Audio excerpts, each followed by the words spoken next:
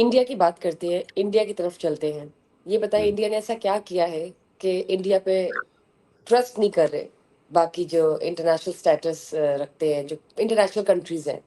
International scale पर उनका जो ट्रस्ट है वो एक मतलब मिसट्रस्ट कर चुके हैं वो सबको। दूसरी जानब आपको लगता है कि आप प्रिडिक्शन हमेशा करते होते हैं। अब मेरे ख्याल से we are moving towards the end of August. दूसरी जंग इंडिया अटैक करेगा क्या? दूसरी एक बड़ी जंग होने वाली है जिसको हम कह सकते हैं तीसरी आलमी जंग इंडिया की जानब से। देखिए, मैं आपको एक बात बताऊं कि इंडिया ने इस पूरे चीज में काफी गलतियां की हैं और उसने बहुत कुछ खोया है। मैं आपको एक एग्जांपल देता हूं कि आप देखें, ईरान हो या लिबिया हो या नॉर्थ कोरिया हो, अगर ये न्यूक्लियर बॉम्ब बना रहे हो या न्यूक्लियर एनर्जी के लिए कर रहे हो, तो पूरी दुनिया को एकदम से तशवीश शुरू हो जाती है, because they think that these are not responsible countries and these are not responsible states. तो ये जो ऑपरेशन सिंदूर है, इससे जरा पहले से पहलगाम का जब वाकया हुआ तो India has been acting very irresponsible. और पूरी आलमी बिरादरी जो इंडिया को बहुत ब्राउनी पॉइंट्स देती थी और उनको उनकी काफी बातें माफ कर देती थी, चाहे वो गुजरात का मैसेकर हो, चाहे वो अयोध्या का मैसेकर हो, चाहे वो बाबरी मस्जिद की शहादत हो, वो उनको यानी वे आउट दे रहे थे। They were shocked and they got up and realise के India is not a trustworthy global citizen of the world. अब वो क्यों? देखिए, पूरी दुनिया में आप जो है ना इल्जाम तराशियां करते हैं तो उसके कोई बेसिस होते हैं। पहलगाम पे एफआईआर जो है वो 15 मिनट के अंदर कट गई और उसके बाद किलर्स पकड़े नहीं गए, लेकिन आपने कह दिया ये सारा पाकिस्तान से हुआ है, ये भावलपुर के अंदर से हुआ है, ये मुरीद के अंदर से हुआ है। वहां की सारी इची बिची और डिटेल्स आप जो है सो कॉल्ड आपको पता है। फिर आपने इंटरनेशनल कम्युनिटी को कॉन्फिडेंस में नहीं लिया और पाकिस्तान के ऊपर आपने मिसाइल अटैक्स कर दिया। अब देखें, जो न्यूक्लियर आर्मीज होती हैं उनमें जब मिसाइल अटैक्स जो है ना वो लेके जाते हैं toward serious escalation of war. वो कंटेनमेंट ऑफ वॉर नहीं है या कंटेनमेंट ऑफ टारगेट्स नहीं है। तो आपने शुरू मिसाइल से किया, आप उसको ले गए ऊपर। अब पाकिस्तान का और आपका जो है 4 मिनट का फासला है। पाकिस्तान अगर उस पे पैनिक कर जाता और वो समझता कि न्यूक्लियर मिसाइल है ये या न्यूक्लियर वॉरहेड है और पाकिस्तान भी न्यूक्लियर फायर करना शुरू कर देता, जवाब में वो भी करते, तो where would the world be right now? तो this was a very very irresponsible act on their part. फिर उन्होंने क्या किया? ऑपरेशन सिंदूर शुरू करने से पहले सबसे पहले उन्होंने कहा जी हम इंडस वाटर ट्रीटी को हम नहीं मान रहे, हम उसको अलग कर रहे हैं and we are going to store water. वो एक इंटरनेशनल ट्रीटी है। जब इंटरनेशनल ट्रीटीज को अगर कोई मुल्क डिसोन करता है और कहता है मैं इनको नहीं मानता, तो दुनिया का ट्रू। कोई मुल्क उस मुल्क के ऊपर एतबार करने को तैयार नहीं है कि यार हम इससे क्या एग्रीमेंट करें। कल कोई उससे मुकर जाएगा जब इसका दिल करेगा। फिर आपने कहा ना सिर्फ हम पाकिस्तान से वीजा कैंसिल कर रहे हैं, बल्कि जो सार्क कंट्रीज के वीजाज हैं हम उनको भी रोक रहे हैं। तो सार्क कंट्रीज में तो बहुत सी कंट्रीज हैं और आपने सबको एक साथ आगे लगा दिया। यानी आप इंटरनेशनल ट्रीटीज और इंटरनेशनल एग्रीमेंट्स जो हैं उनको ऑनर नहीं कर रहे। फिर आपने जो अफगान ट्रांजिट ट्रेड था उसको आपने बंद कर दिया वहां पे। अब फिर आपने स्पोर्ट्स के अंदर जो आपकी इंटरनेशनल कमिटमेंट्स हैं उनको आप वायलेट कर रहे थे उससे पहले से। So there is a series of events जिसमें हम देखते हैं कि India as a state has acted very immaturely and abnormally, and for the West to trust them is very difficult. They have to grow up. फिर उनका जो media था, उस मीडिया ने जिस तरह की नैरेटिव बिल्डिंग की कोशिश की है, वॉर मॉन्गरिंग की है, रिपोर्टिंग नहीं की है, फेक रिपोर्टिंग क्रिएट की है, फॉल्स उन्होंने रिपोर्ट्स दी हैं, वीडियोस फॉल्स बना के, एडिट करके, फोटोशॉप करके। So world right. वाज कि यह किस किस्म की इररिस्पॉन्सिबल नेशन है ये। सो अब India will have to do a lot of work if they really want the world to take them seriously. That is why the world doesn't take them seriously. True. तो sir India जो China के साथ अपने relationship को strong करने की कोशिश कर रहे हैं उसको आप कहाँ देखते हैं? देखिए, इंडिया ने ऑफिशियली एक प्लान बनाया वो चाइना के साथ रिलेशनशिप को स्ट्रॉन्ग करने में उनका इंटरेस्ट है या नहीं है, वो तो बात की बात है। उन्होंने एक 5 ईयर प्लान बनाया और वो है कि चाइना और पाकिस्तान के दरमियान फासले पैदा करने हैं और डिस्टेंसेस क्रिएट करनी है।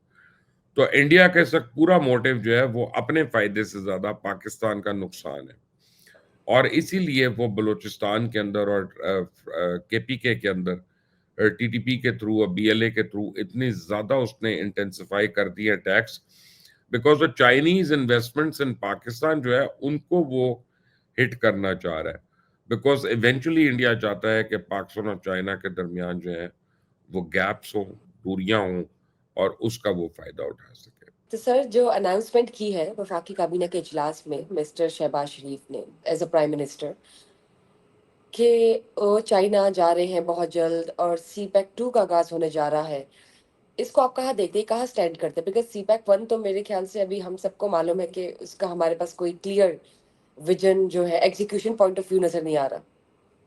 नहीं नहीं, सी पैक पे अब the whole government is very very serious, और इस पे जीरो टॉलरेंस होगी from anyone who is trying to derail it और स्लो इट डाउन। तो prime minister is right, government is very very serious कि हम सी पैक 2 जो है फेज 2 उसको भी इनिशिएट करें। उसमें रेलवे के प्रोजेक्ट्स हैं, उसमें हाईवेज हैं, और देखें गवादर कंप्लीट हो गया, now Gwadar has to be put into action, कि उसको बिजी भी करना है उस पोर्ट को, वहाँ का एयरपोर्ट भी फाल हो गया। So lot of work has been done. CPEC 1 के जो की फैक्टर्स है ना, जिसमें इकोनॉमिक जोन्स हैं, उनके अंदर प्रोग्रेस जो थी वो बहुत कम हुई थी, और पिछली हुकूमत ने पाकिस्तान तहरीक इंसाफ की हुकूमत ने उसको काफी स्लो किया था और उसको बल्कि डाउनग्रेड किया था, और बड़ा नुकसान हुआ था पाकिस्तान को उसका। So all credit to this government के एक्चुअली ये सी पैक के ऊपर तो बहुत ज्यादा फोकस्ड है, और बहुत ज्यादा ये जो है कोशिश कर रहे हैं, and I think they will do it, and I hope they do it, चलिए, let's wish them best of luck and we all are looking forward towards it. Because it is for us, हमारा पूरा और हमारे बच्चों का future जो है वो इससे ट्रू, लिंक्ड है।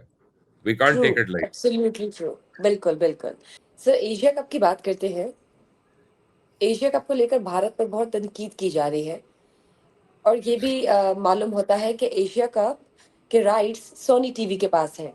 आप क्या देखते हैं इस वक्त, क्या सूरत हाल है एशिया कप को लेके भारत में और कुछ इंटरनेशनल तो स्केल मैंने पे? मैंने आपको बताया कि in the last 6 months we seen कि इंडिया एक बहुत इररिस्पॉन्सिबल स्टेट है, और इंडिया जो है अपनी इंटरनेशनल ऑब्लिगेशन जो है उनको पूरा नहीं कर रहा। डोमेस्टिक तो वो जो कर रहा है वो तो सबके सामने है। और मैं आपको बताऊं कि आपको मैं एक अंदर की स्टोरी देता हूँ, ब्रेकिंग स्टोरी देता हूँ, अगर आपको प्लीज, इंटरेस्ट है। Breaking stories. नरेंद्र मोदी के दो सबसे बड़े सपोर्टर्स जो हैं वो मुकेश अंबानी, रिलायंस वाले, और अडानी, ये अन्य वो जो है वो जो पोर्ट्स वगैरह का और इन सारों एयरपोर्ट्स के जो काम करते हैं, ये दोनों सबसे बड़े उनकी एटीएम मशीन्स भी और फाइनेंसर्स भी और सब कुछ रहे हैं, और उनको बचाने के लिए मोदी जो है वो बहुत हद तक चला गया आगे। ये दोनों अब चाह रहे हैं कि रजीम चेंज हो और इंडिया में मोदी जो है वो बदल जाए, क्योंकि 27 अगस्त से जो अमेरिकन टैरिफ्स हैं वो एप्लीकेबल हो जाएंगे, और जब टैरिफ एप्लीकेबल होता है तो सबसे पहले उसकी जो तकलीफ है वो कारोबारी आदमी को होती है, बिजनेसमैन को होती है, उसका कारोबार हर्ट होता है। ट्रू, गवर्नमेंट पर ट्रू। कुछ नहीं होता ना, गवर्नमेंट को तो सिर्फ ऑन पेपर्स होता है नुकसान, लेकिन असल नुकसान तो कारोबारी लोगों का होता है, एक्सपोर्टर्स का होता है, और ये दोनों उसमें सबसे ज्यादा सफर कर रहे हैं। टाटा ग्रुप जो है, टाटा ग्रुप ने ऑलरेडी 14,000 आईटी स्पेशलिस्ट को फायर कर दिया, टर्मिनेट कर दिया कि हमारे तो कॉन्ट्रैक्ट्स कम हो जाएंगे 27 के बाद, तो we can't hire so many people and we can't keep them on the payroll. ये दोनों जो हैं ये भी करने वाले हैं। तो अब ये लॉबिंग कर रहे हैं किसी तरह there is a change of face in India, और कोई और आ जाए तो ये ईज आउट हो जाए, सैंक्शंस वगैरह, टैरिफ्स वगैरह, ये सारा कुछ। So the breaking news is कि इंडिया की अपनी जो बिजनेस कम्युनिटी है उसने अपनी गवर्नमेंट को समझ रही है कि वो बहुत इररिस्पॉन्सिबल है, और उसके साथ उन्होंने नहीं चलना। और जो आपका coming back to your previous question, मैं कन्विंस्ड हूं कि because of all these things Modi जो है वो पागल हो रहा है, डेस्परेट हो रहा है और वो बहुत भरपूर तैयारी कर रहा है पाकिस्तान के ऊपर हमला करने की। दी ओनली प्रॉब्लम इज कि उसकी आर्म फोर्सेस पता नहीं उसका साथ देती हैं इस बारी के नहीं देती हैं। For first time will see there may be a coup in India, and this coup can happen because Modi has driven his army and air force to a point of madness. इसने उनको पागल कर दिया बिल्कुल। और मैं आपको on record एक बात बता रहा हूँ कि इंडियन आर्म फोर्सेस जो हैं वो एक प्रोफेशनल फोर्स है। It is not an unprofessional militia. लेकिन ये जो पॉलिटिशियंस हैं इन्होंने अपने साथ साथ अपनी फोर्स को भी करप्ट किया और इनएफिशिएंट कर दिया और लोगों की नजरों में उनकी वक़्त जो है वो बहुत कम हो गई है। इसके जिम्मेदार भी मोदी, अजीत देओल और राजनाथ सिंह हैं। ये तीनों लोग जो हैं। ठीक। तो सर ये जो ऑपरेशन सिंदूर है, आपको क्या लगता है कि इंडिया ने इससे क्या पाया, क्या खोया? अगर आपने इंडिया ने इससे सिर्फ खोया है। इंडिया ने कोई पाया नहीं। इंडिया ने जो झूठा पाया था वो भी दुनिया को पता चल गया कि उन्होंने झूठ बोले हैं और बार-बार बोले हैं और मुतअद्दिद झूठ बोले हैं। मे बी उनके अपने अंदर लोगों के पास कोई ऑप्शन नहीं है और वो शायद मान लें कुछ एक certain majority of minority of the people of India. लेकिन जो बाहर हैं लोग, उनको सब कुछ पता है। ठीक हो गया। Sir, let's call it a day. It's a wrap. Thank you for being part of the show and taking out your precious time. Thank you guys for thank watching us today. Just stay tuned for another session. Till then, bye bye.